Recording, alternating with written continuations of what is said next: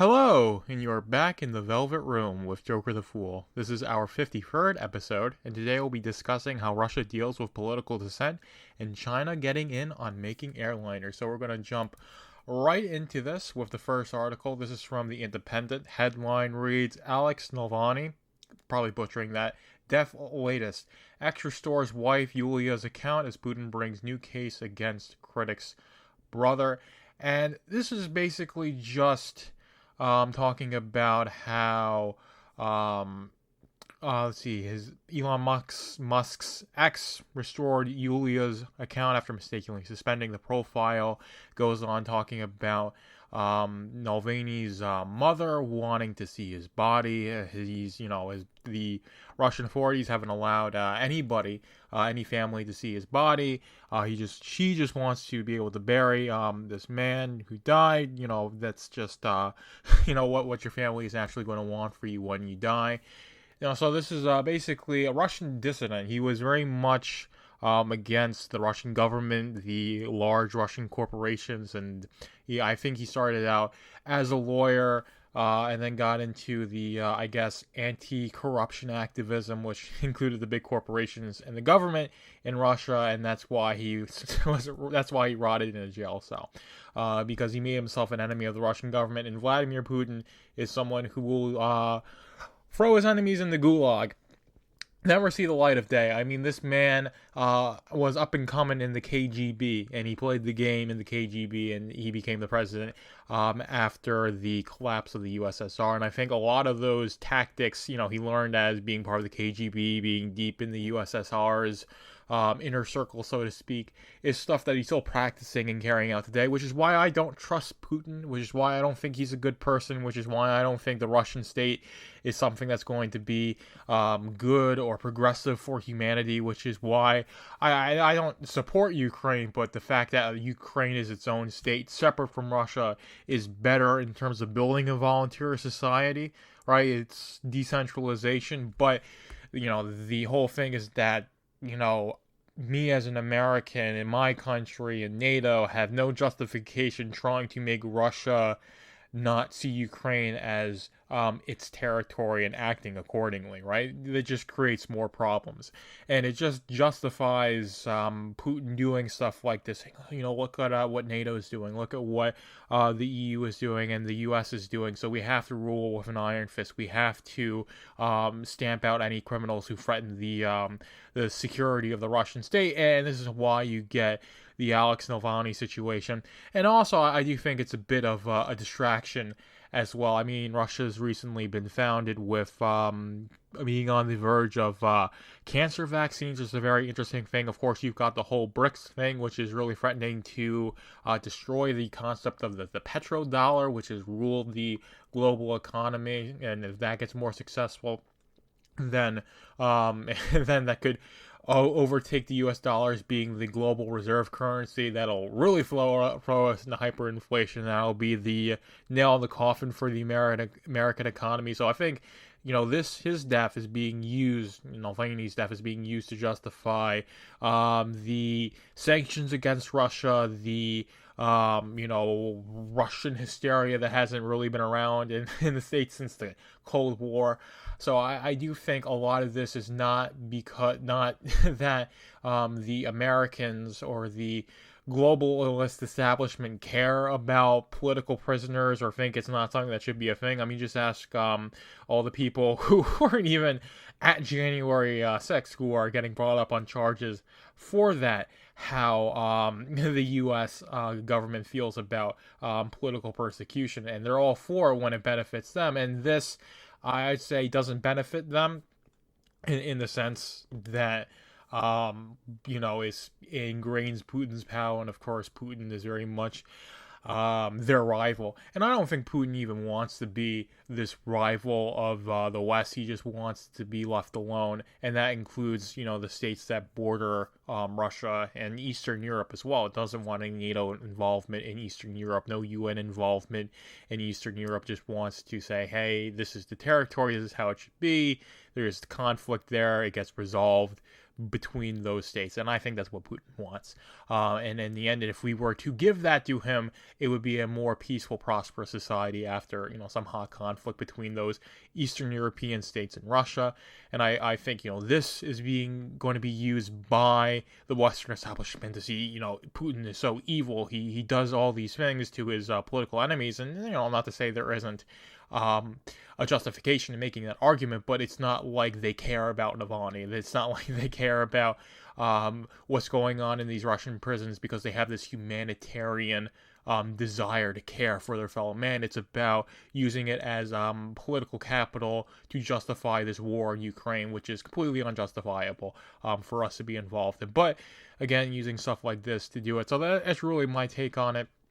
That's really the whole thing, is that it's proof, Putin is not to be trusted. He's going to rule with an iron fist. He's going to do his old KGB stuff, and I think this is being used as a distraction by the U.S. Government and the Western elites to justify the war in Ukraine, and also to distract from all the other stuff that Russia is doing on the global stage. With that, take there. You're still with me. Thank you. Like, comment, subscribe, all that good stuff as we move into the next article. This is from NBC, or CNBC. Apologies. And the headline is, China will showcase its domestic jetliner at the Singapore Air Show. And then it goes, here's what else to expect. There's like air shows and all these sorts of things. But key points. Touted as a rival to Boeing 737 and the Airbus 320, the Comac C919 is quickly turning out to be one of the most anticipated features at the Singapore Air Show. The air show features the largest foreign flying teams, and then half of the global air travel will be in the Asia-Pacific region, according to the Association of Asia-Pacific Airlines. But the biggest thing is Boeing 737, right? We've discussed this on Hump Day Potpourri. I'm sure you must have heard this in the headlines.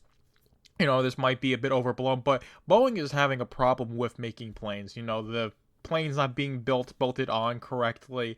And again, tinfoil hat, this could be intentional, right? To say, hey, Boeing can't make planes. Let's outsource it to the Commercial Aircraft Corporation of China, or COMAC, and get a fleet of C919s to be the planes that are going to replace all of the Boeing 737s for the American airlines that do all the domestic and international flights, and we're outsourcing more stuff to China, right? And I think this is definitely the beginnings of it. If it were to be the case, right, it's probably going to be something like this plane.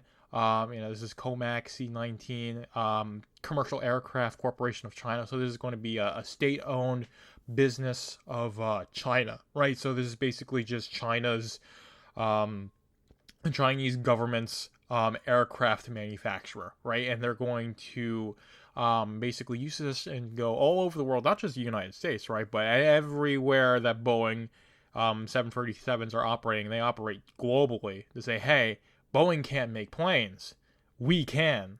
Here's the plane that we have, and it's going to be a much better plane because it's a newer design, and it's made by the Chinese ingenuity, yada yada yada. So I do and this was certified in by the Civil Aviation Administration of China in September of 2022. So of course this has been something that they've been cooking up for a while now. So this could just be a coincidental thing, but again, tinfoil hat on. This is all intentional to just globalize the economy, and with I think they're going and predicting, let's see, $23.3 billion in revenue in 2023, and 2024 is projected net profits could be $25.7 billion.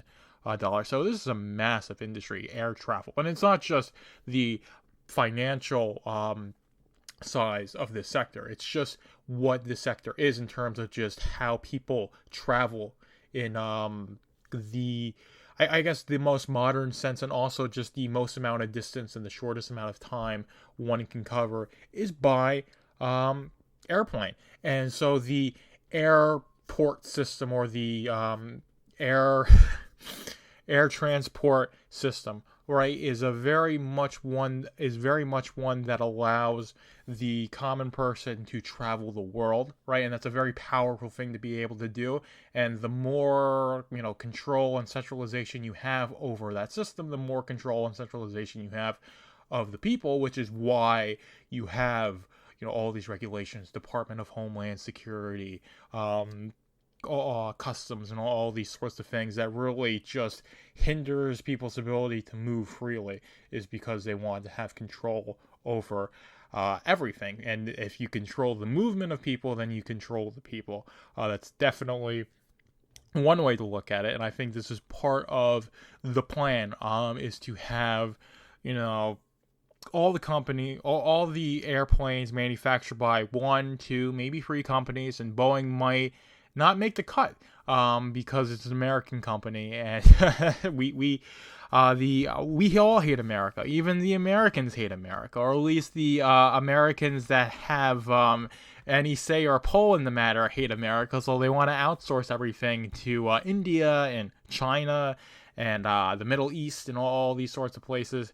So I definitely think this is one to keep your eye on. So COMAC, Chinese, Commercial Aircraft Corporation of China, is definitely one to keep your eye on. And their C919, I think it's definitely going to be something that's going to try and replace Boeing as the dominant aircraft carrier for the domestic U.S. And I do think that is the plan in the long term.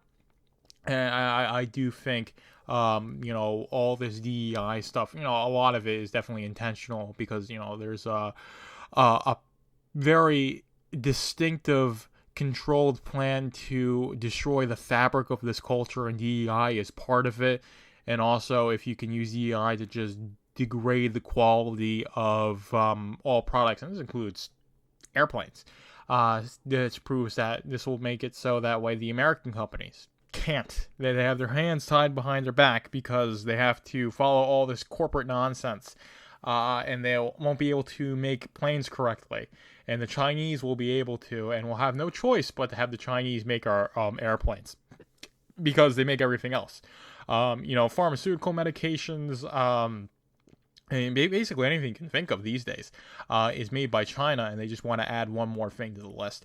And I would say try and not let them, but it's going to be very hard because of just how big and the airline industry is in terms of just the barrier to entry of running an airline, especially making airplanes, of how complex these things are, and all the approval you need in order to have something be used in commercial flights. So it's definitely a very hard one to tackle from a libertarian individualist perspective, but it's definitely something to be aware of. So knowledge is power, that's the first thing. And I think I have gabbed all I could possibly about that topic, and I will leave it there. That's all I had on the docket today. I hope you enjoyed this episode. I've been Jokerthefool, and I will see you in the next episode. We're heading into the outro now. Thank you for being in the Velvet Room with Jokerthefool. Be sure to like, comment, and subscribe, whether you're listening on YouTube, Rumble, Odyssey, or Substack. And be sure to subscribe to my Substack, velvetroompublishing.substack.com, to keep up with Machine to Man and all my other projects.